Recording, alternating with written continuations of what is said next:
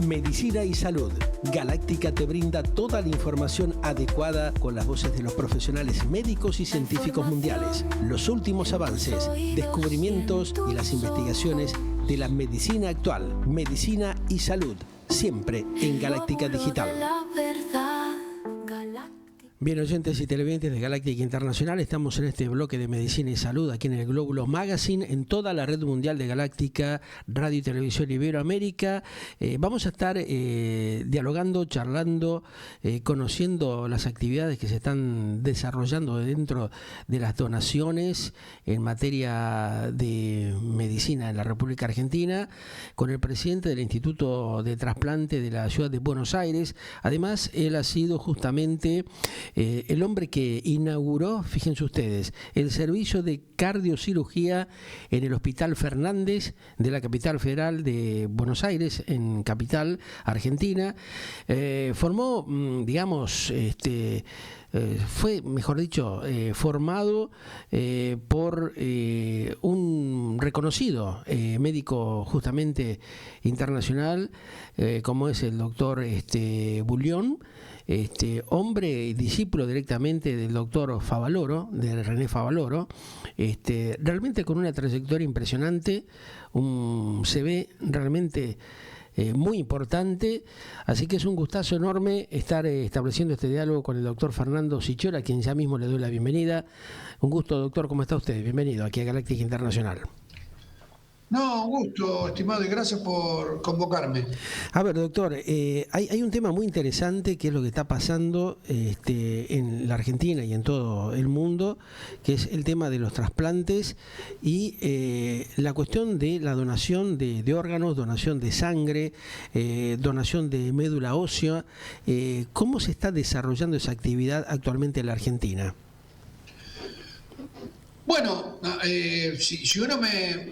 si me permite, yo puedo hacer una introducción mundial y después abocarnos a Argentina. Lo escucho, doctor. Hago una introducción mundial porque nosotros, a nivel trasplantológico, independientemente de las barreras idiomáticas o de políticas de países, sí, la trasplantología mundial es una de las muy pocas cosas que se tiene de alguna manera ordenada.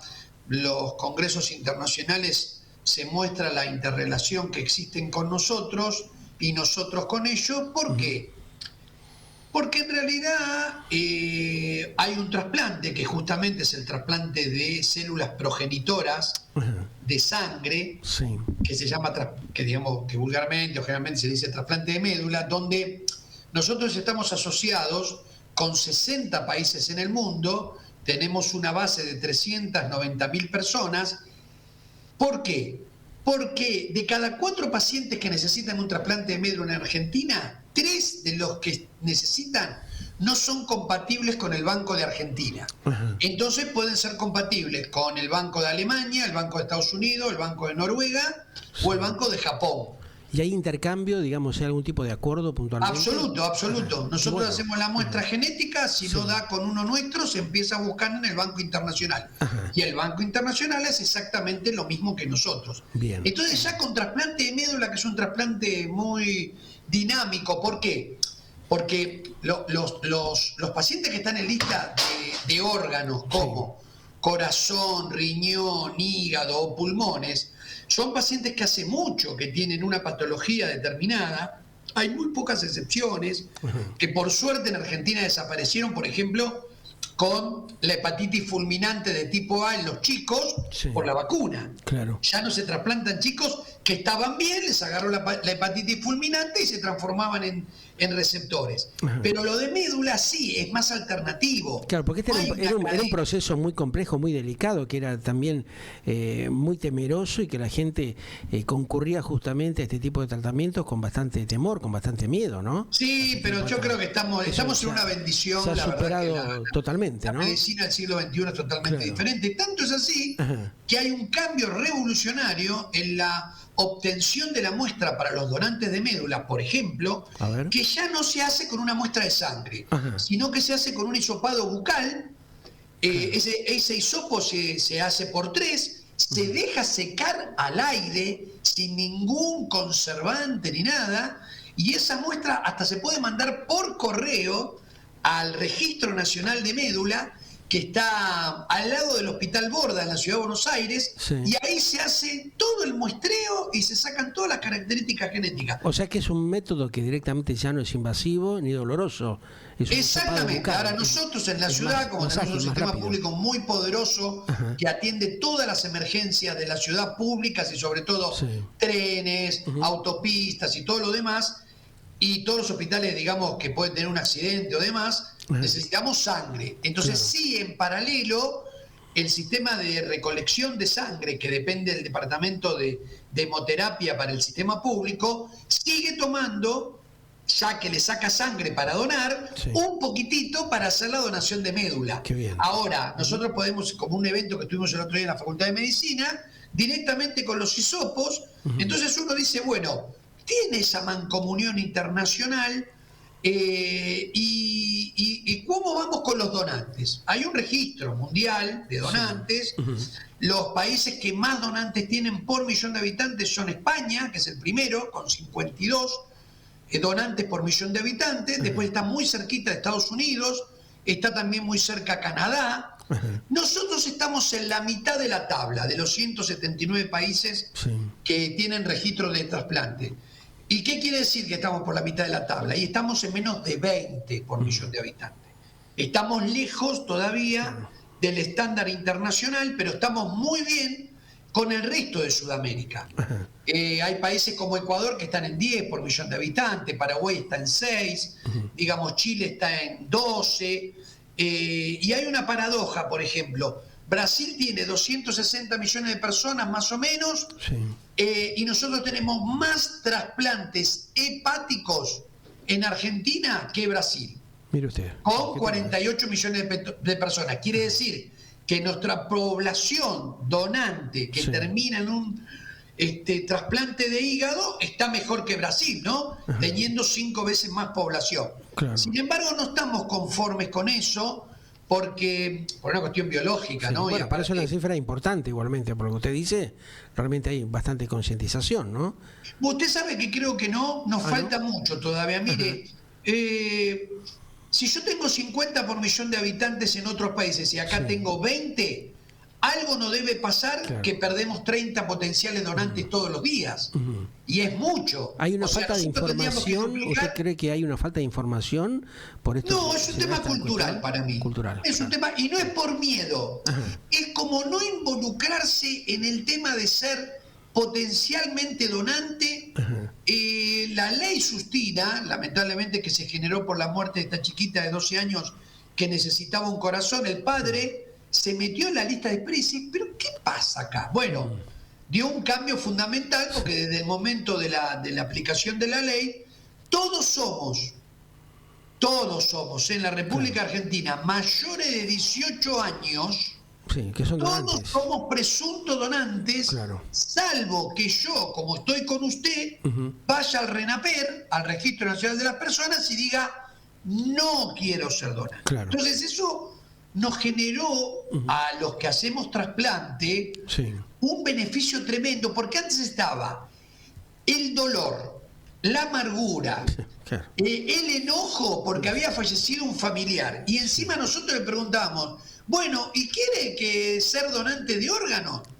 Eso se acabó. Ya no le preguntamos a cualquier familiar de una persona mayor de 18 años si quiere donar los órganos. No, ahora le decimos, mire, es donante de órganos, lo contenemos, le explicamos que ese final de vida le va a dar vida a otras personas, y eso entonces la verdad que mejoró un montón. Nosotros estábamos más o menos en 10, 12 por millón de habitantes antes de la ley, llegamos a un pico de 19, la pandemia nos atrasó mucho, y en el 2025 logramos 20 por millón de habitantes. Claro. ¿Hubo en algún momento, doctor Sichero, algún tema de especulación y de preocupación en la sociedad con respecto al tema de la venta de órganos? Mucha gente decía, no quiero ser donante de órganos porque no sé lo que van a hacer, o si tengo previamente algún tipo de problema, corro el riesgo de entrar en esa mafia que decían que existía con respecto al tema de la venta de órganos. ¿Se pudo clarificar eso adecuadamente para darle darle tranquilidad a la comunidad que, bueno, esas cosas realmente están siendo controladas de una manera adecuada?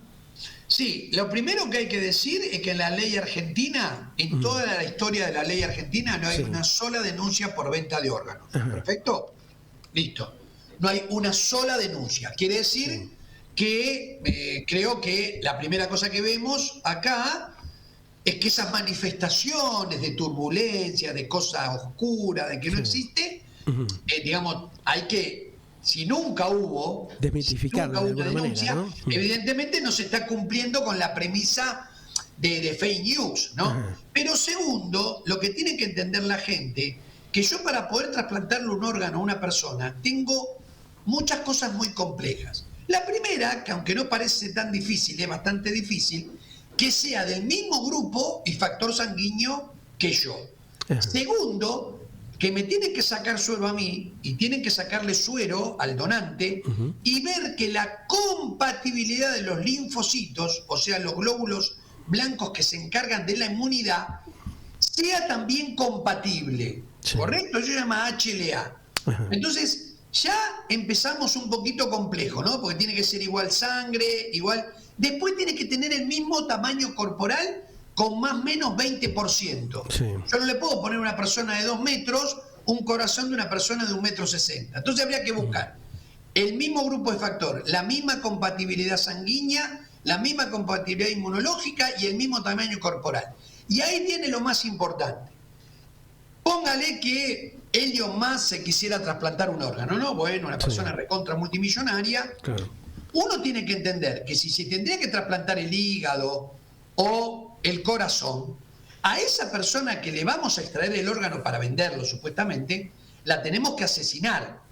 Pero el otro problema que tiene, que el que recibe el órgano tiene que estar inmunosuprimido. Por lo tanto, el lugar donde se extrae el órgano a comercializar tiene que ser un quirófano absolutamente montado en todo. No puede ser en un baldío, en un galpón. No, tiene que estar Por las lo tanto, condiciones tiene que ser una institución de salud. Más o menos, para hacer una extracción de un corazón y mantenerlo y demás, se necesitan 10 personas en el quirófano. Más 10 personas que lo van a recibir. Más el camillero que tiene que sacar el cadáver y decir, bueno, a este lo mataron para vender los órganos.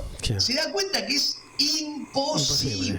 Es imposible. Bueno, está bien esta aclaración, pero está bien esta aclaración que usted hace, porque saca del contexto del temor o de lo que le han metido en la cabeza a la gente, justamente de todo el negociado que supuestamente había detrás de esto, ¿no? Está buenísimo lo que usted plantea, porque da mucha tranquilidad. Aparte de un organismo como el INCUCAI, que me imagino que supervisará y estará atento a todo este tipo de pero usted sabe que, ¿no? También la ley a uno no le permite robar, no le permite drogarse ni traficar drogas. La ley está. El tema es que la complejidad que necesita para hacer un trasplante no lo hace viable para el tráfico de personas, para sacarle los órganos. Ese es el tema, ¿se entiende? Porque yo me digo, bueno, vivo en Somalia, está bien, ni sé cuántos años tengo y me pueden matar, bueno, pero ¿quién va a hacerse un trasplante en Somalia? El trasplante es una cosa muy compleja del punto de vista operativo técnico. Entonces, se necesita un gran armamentario tecnológico y aparte los cirujanos que estén avesados para eso. ¿Y sabe cuál es otro problema? A ver. Para el tráfico de órganos. Yo le trasplanté a usted un riñón. Usted después va a estar un montón de años con el riñón, pero todos los años y todos los meses se tiene que hacer estudio. Control, claro. Y entonces, usted se cambia de centro de trasplante. Entonces, ¿qué tal, señor? ¿Dónde se trasplantó? Claro. No, bueno, lo que pasa que... digamos, y el donante sabe si tenía alguna... Porque uno tiene la información... Sí, se conoce. En algún momento va a saltar el tema, lógico. Hay que tomarlo como estas leyendas urbanas, pero de ahí no pasa. Claro. Ahora, evidentemente hay muchas inquietudes. Usted vio que hace un par de días atrás surgió el tema de este anestesista, todo el tema de drogas que desaparecían de hospitales, de clínicas. Cada tanto surge alguna polémica que genera duda, inquietud, ¿no? Por eso es interesante clarificar esto para llevarle cierta tranquilidad a la gente y que no metan todos en la misma bolsa, ¿no? No, totalmente de acuerdo con usted. Digamos, aparte usted... Como yo sabemos que la gente es mala, buena y no tiene nada que ver la profesión que haga, profese. Claro. Porque, ¿se acuerda? Hace 2 años el pediatra pedófilo, ¿y qué me va a decir? ¿Que todos los pediatras son pedófilos? Claro, no. Claro. Eso es un delincuente, es un alterado mental, y bueno, estos anestesiólogos, eran drogadictos o traficantes de droga. Claro. El peso gente enferma que lamentablemente estaba dentro del ámbito pero no justamente de la salud. Claro. La seguridad del paciente, que generalmente se opera en hospitales del volumen como el italiano, el alemán, el Hospital Fernández, con delincuentes o drogadictos. Claro. Esto no tiene nada que ver, ¿no? Es como dice usted, no se puede mezclar la hacienda de esa manera. Ahora, doctor Sichero, ¿usted cree que realmente la salud pública está en condiciones adecuadas como para brindarle soluciones a la gente que justamente está realmente muy preocupada por situaciones muy puntuales que se van dando dentro del ámbito de la salubridad? ¿Hay, digamos, una concientización de los organismos del Estado como para poder controlar y brindar los servicios adecuados? Porque estamos viendo en otras áreas realmente que hay mucha demora en la atención, muchos se quejan de ciertos tipos de maltratos, de falencias justamente en las instituciones de salud como para adecuarse a las necesidades que está teniendo la población, ¿no? Sí, lo primero, que nadie está contento cuando está enfermo. Lo segundo, que la sociedad está encrispada y tiene muy baja tolerancia. Lo tercero es que cuando yo voy a un centro de salud, el centro de salud está desbordado, ¿con quién me la agarro? Con el que me atiende, que muchas veces, o la mayoría de las veces, me quiere atender, pero no puede porque está desbordado. Claro. A mí lo que me parece que en la República Argentina el sistema de salud público es extraordinario, maestro. Sí. Váyase a Uruguay, váyase a Bolivia, váyase a Brasil, váyase a Paraguay o vaya a Chile a ver lo que es el sistema público. Incomparable con el resto de América. Y de muchos países, le diría, del mundo. Ahora, nadie va a quedar descubierto de una emergencia. Nadie, absolutamente nadie en la Argentina queda exceptuado que se atienda en emergencia. Ahora usted me dice, ¿en lo programado? Sí, hay mucho problema en lo programado. Los turnos se dan con mucha alteración, no se pueden atender, pero yo le doy un solo ejemplo a nivel mundial. Dígame, a ver. ¿Sabe en el sistema público italiano cuánto tarda una persona en hacerse un recambio de cadera en promedio desde que tiene el diagnóstico? A ver. 12 meses. 12 meses. ¿Y en la Argentina, por ejemplo, tiene...? En la Argentina, dependiendo la jurisdicción, puede pasar de 2 meses a 16. Hay una gran ventana dependiendo dónde usted se esté atendiendo, ¿no? Hay una diferencia monstruosa y es entendible. Provincia de Buenos Aires, 18 millones de personas, 72 hospitales públicos, de los cuales realmente de alta complejidad en toda la provincia son 20. Ciudad Autónoma de Buenos Aires, de 3 millones de personas, 18 hospitales son de alta complejidad. Entonces, claro, uno se da cuenta que en la provincia tienen un problema grave, evidentemente. Por eso, claro, la gente de la provincia, históricamente... concurre a la capital, no le queda otra. Claro. Sí. Bueno, ahora se estaba quejando el alcalde porteño, que evidentemente iba a tratar de ver justamente con el gobernador bonaerense, de establecer un diálogo para ver cómo resolver ese problema, que es una cuestión que ya viene de muchos años, no es de un tema de ahora entre Jorge Macri y Axel Kicillof. Esto ya viene de muchas décadas, ¿no? Totalmente, pero piénselo de este sistema. A ver. El último hospital público que se inauguró en la ciudad de Buenos Aires, que no sea el Garrahan, es un hospital diferente y todo lo demás, hospital público en 1943, cuando la población del país eran 14 millones de personas. Hoy somos 48 millones de personas. Y se inauguraron 3 o 4 hospitales en la provincia de Buenos Aires. El cruce tampoco hay que contarlo porque es un hospital especial. Ahora yo digo, cuando el sistema federal unitario del viejo gobierno argentino era Dios está en todos lados pero atiendo en Buenos Aires hay 34 hospitales que antes eran nacionales porque eran de la municipalidad de la ciudad que dependía del presidente de la nación. Entonces se atendían de todos los lugares del país. Claro, ahora hay 3 veces más cantidad de gente y esos lugares de las provincias no ayornaron su tecnología o sus hospitales públicos. Terminan saturando evidentemente al sistema, que es lo que al sistema. Entonces nosotros, ¿qué decimos en la ciudad? Nosotros seguimos atendiendo a todo el mundo. Pero si la municipalidad o el gobierno de Tafí del Valle o de Olavarría le cobra a la persona a través del municipio, de la provincia, impuestos para salud, las personas tienen que viajar a la ciudad, pero bienvenido que se atienda a la ciudad, pero que le pague la persona de Olavarría o de Tafí del Valle. El jefe de gobierno no dice que vamos a dejar de atenderlo, bajo ningún punto de vista. Este es un sistema totalmente solidario. Ahora, si no atendemos porteños sin cobertura, la gente sin cobertura que vive o en la provincia de Buenos Aires o Entre Ríos, la verdad que hay que cobrarle a esa provincia. Es lo que corresponde, está bien, claro, en ese sentido. Pero nunca van a dejar de atender a una persona que no sea de la ciudad. Perfecto. Que no lo malinterpreten. Mire que yo no tengo nada que ver con Jorge. No, pero es clarísimo. Pero es totalmente objetivo lo que él plantea. Queremos seguir atendiendo a todo el mundo, pero perdón, cuando no es la jurisdicción de la ciudad, de donde que se haga cargo el municipio que le corresponde. Tiene que pagar. Lógico, está perfecto, aclarado eso. Le hago una pregunta sobre el tema de la donación de córneas y médula ósea. ¿Cómo está hoy por hoy la situación? Muy bien, en la ciudad Argentina está muy bien. Por suerte, como tenemos un sistema mejoraron las donaciones. Muy ordenado, el doctor Quirós ha logrado, lamentablemente con la pandemia y ahora lo que va de esto, generar una red de intercambio permanente entre todos los hospitales del gobierno de la ciudad. Se ha hecho un muy buen trabajo. Lo que hemos hecho es, el año pasado duplicamos la cantidad de donantes de córnea y este año vamos por la triplicación. Arrancamos con 60, pasamos a 140 y ahora estamos en 200 donantes de córnea. ¿Por qué? Porque ajustamos, como diría un músico, las clavijas, optimizamos la comunicación entre el instituto y los lugares privados y públicos, y hoy por hoy, en el 2023, que se tardaba más o menos entre 13 a 15 meses para trasplantarse, hoy estamos en más o menos 3 meses y medio de demora para trasplantarse. Bueno, es un buen promedio.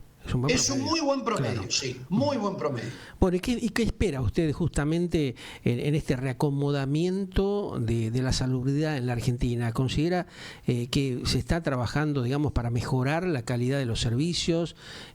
¿Cómo está viendo el futuro justamente en materia de salubridad del país? Sí, lo primero que habría que hacer, si usted me pregunta a mí en lo personal, hay que homologarlo a algunos sistemas europeos, no el americano. El americano es espectacular para ir a ver cómo operan, pero no se puede homologar al americano porque el americano tiene un sistema, digamos, de seguro. En vez, por ejemplo, el francés o el italiano o el español, son seguros nacional de salud, donde no importa dónde uno trabaje, va a un pozo común y tanto usted se puede atender en el público o en el privado, y el público o el privado le cobra al sistema centralizado, ¿se entiende? Sí. Entonces nosotros tenemos un problema. A ver. Nosotros tenemos, mire, en mi caso, yo soy presidente del Instituto de Trasplante de la Ciudad, tengo OSVA. Sí. Pero yo trabajo también en la Universidad Católica Argentina.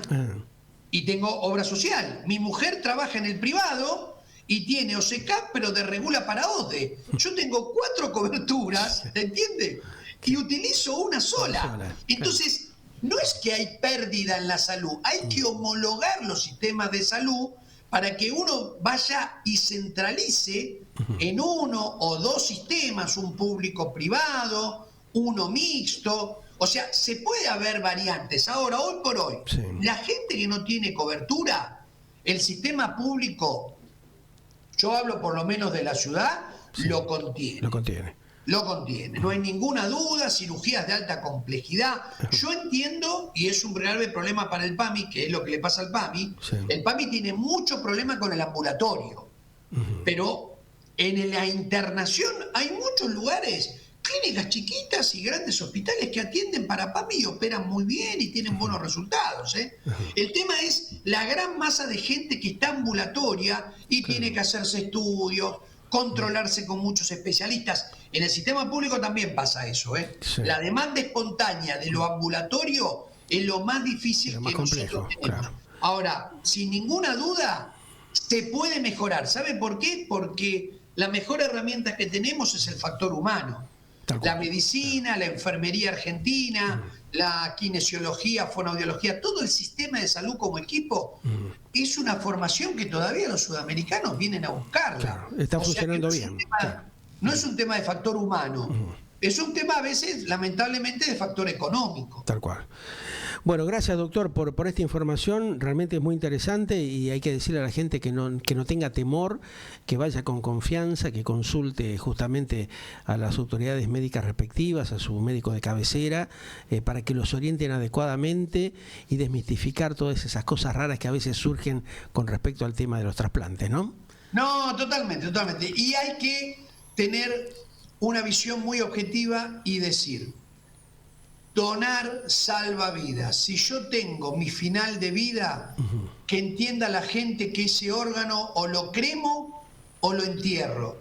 Y si yo no hago esas dos cosas, le puedo dar vida a otra persona, hasta espiritualmente lo digo. Así es. Y es un acto absolutamente de altruismo y de amor hacia el otro, porque no se conocen entre el receptor y el donante, salvo que sea donante vivo relacionado, ¿no? Obvio. Pero generalmente es altruista, es anónimo, y la verdad que donar salva vidas sin ninguna duda. El problema no es el trasplante, el problema son los donantes. Los donantes, ahí está la cosa. Le mando un gran abrazo, doctor, ha sido un gusto y estamos en contacto en cualquier otro momento, ¿eh? A usted, muchísimas gracias. Muy gentil. Bueno, ustedes lo escuchaban al doctor justamente Fernando Sichero, que es el presidente del Instituto de Trasplante de la Ciudad Autónoma de Buenos Aires, en plena capital de la Argentina, hablando sobremente y comentándonos estas inquietudes que surgen, evidentemente, sobre el tema de la legalidad de los donantes en el país. Él lo explicó muy claramente, así que bueno, ha sido muy interesante para que ustedes tomen conciencia de la realidad de lo que acontece en estos tiempos que corren. Seguimos con más el Glóbulo Magazine aquí en Galáctica Internacional.